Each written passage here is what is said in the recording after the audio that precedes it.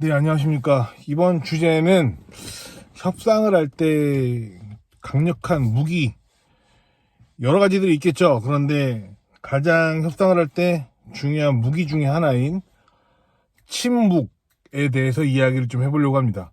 침묵하는 법을 대부분 사람들은 거의 배우지 못했어요. 특히나 협상을 하거나 나의 매력을 발산할 때 침묵이라는 무기는 굉장히 중요한데, 우리 한번 생각해 보시면은 연애 잘하는 남자들도 말 많이 하는 남자들보다 묵직하게 적은 단어로 유효타를 일으키는 남자들이 훨씬 더 인기가 많잖아요. 그거 사람들을 대부분 분석을 해보면 적재적소에 말을 하는 거고, 때로는 일부러 느리게 말을 하고, 침묵도 자주 쓰고요. 흐름을 내 편으로 이끌어서, 분위기를 내 쪽으로 이끌어서 내가 이렇게 핸들링을 하는 그림들을 잘 그리는 거죠. 연애 잘하는 남자들도 마찬가지고 협상 잘하는 사람들도 마찬가지입니다. 그래서 묵직하게, 때로는 느리게, 때로는 침묵을 적절하게 활용을 해서 써야만 굉장히 좋은 흐름을 만들 수 있는데, 특히나 침묵에 관해서 좀 이야기를 좀 드려보려고 합니다. 협상을 할 때 침묵할 줄 모른다면 아마 적재적소에 상대방한테 다 끌려다닐 거예요. 말을 많이 해도 침묵할 줄 아는 이들한테 끌려다닐 겁니다. 대부분 그래요. 그래서 침묵할 줄 알고 이걸 제대로 활용할 줄 아는 사람들은 극소수이고, 젊은 친구들은 아마 대부분 못할 거예요. 근데 이제 저는 부동산 일을 하다 보니까 건물주들을 만나면 건물주들은 침묵을 할 줄 아는 사람들의 굉장히 많은 스킬들을 보고 배우고 자랐거든요. 그래서 침묵이 얼마나 중요한 건지, 얼마나 흐름을 내 편으로 만드는지 항상 많이 느끼고 있습니다.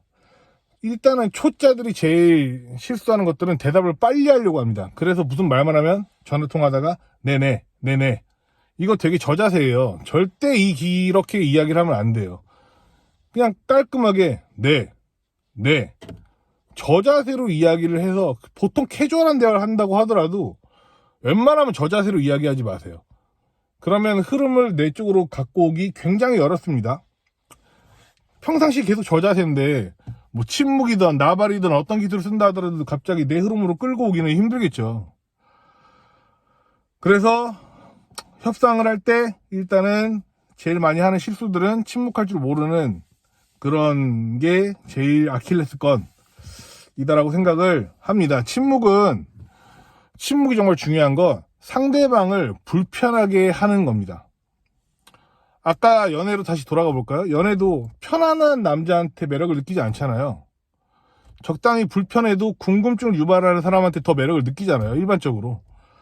뭐 케이스 바이 케이스이긴 하지만, 저는 침묵이라는 거 상대방을 일부러 불편하게 하는 기술이라고 생각을 합니다. 근데 이 침묵이라는 걸 잘 써서 내가 예스맨이 아니라는 증거를 제대로 보여줘야 되고, 침묵을 잘 쓰는 사람들은 나는 신중한 사람이고 칼자루는 내가 쥐고 있다라는 의중을 전달하는 무기일 수도 있어요. 그래서 이건 굉장히 중요한 패턴이고, 침묵하지 못하는 사람들의 공통점을 말씀을 드리면, 대화를 어색하게 불편하게 만들기 싫어서라고 이야기합니다.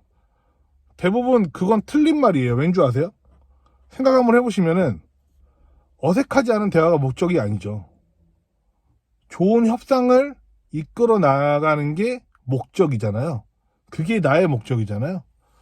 그러니까 절대 상황에 매몰되면 안 됩니다.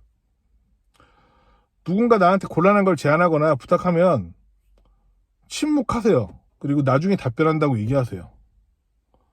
전화 통화를 하다가 불편한 딜을 하면 지금 바쁘니까 이따 전화한다고 끊으세요. 이것도 다른 쪽의 침묵의 기술이라고 저는 생각을 합니다. 내가 곤란하거나 불편한 상황일 때 딜을 끝내지 마시라는 거예요. 이것도 제가 생각하는 침묵의 범주에 속한다고 생각을 합니다. 어쨌든 분위기를 반전시키는데 침묵은 되게 강력하고요. 저는 거절을 잘하는 사람이 더 묵직해 보이고 더 신뢰가 간다고 생각을 합니다. 그리고 그 사람이 더 믿음을 가져갈 수 있다고 봐요. 또 제가 지금까지 살면서 남들보다 제일 잘하는 걸 굳이 딱 하나 꼽으라고 하면 저는 웬만한 걸 다 거절합니다. 누구 만나자 하면 다 거절. 무슨 모임 있다 거절.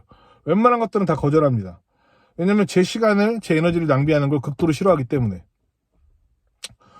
그런데 이런 모습 보면서 누군가는 그렇게 얘기할 수 있겠죠. 인간관계도 소홀히 하면 안 된다라고 저한테 반문할 수도 있겠죠.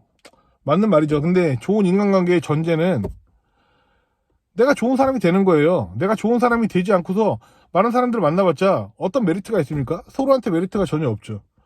내 스스로를 업그레이드하는 거에 나는 훨씬 더 관심이 많은 거고, 그래서 나의 시간이 아깝기 때문에 그 시간을 최대한 그걸로만 좀 쓰고 싶어하는 사람이기 때문에 거절을 엄청나게 하는 겁니다. 근데 거절을 하더라도 저는 바로바로 안 돼, 안 돼라고 이야기하지 않고 침묵을 지키고, 그 다음에 미안한데 이러이러해서 나는 지금 이런 상황이야 라고 거절 의사를 밝히겠죠. 그래서 뭐 결론을 말씀을 드리면, 일단 침묵, 거절하는 능력도 침묵의 레시피가 엄청 수반되어야 한다. 그래서 침묵하는 기술을 잘 쓰면 흐름을 내 쪽으로 계속 끌고 올 수 있고, 이것들을 잘만 활용을 하면 굉장히 큰 힘을 발휘할 수 있다라고 저는 강력하게 믿고, 저도 아직도 활용 중이고, 불편한 딜을 할 때 일부러 불편한 흐름을 만들기 위해서 침묵을 쓰게 되고, 그리고 그렇게 함으로 인해서 모두한테 유리한 협상과 딜이 체결되는 경우들을 많이 봤기 때문에, 꼭 젊은 친구들한테는 특히나 침묵하는 기술, 침묵하는 법을 열심히 공부하고 연구하셔라 라고 말씀을 드립니다. 끝!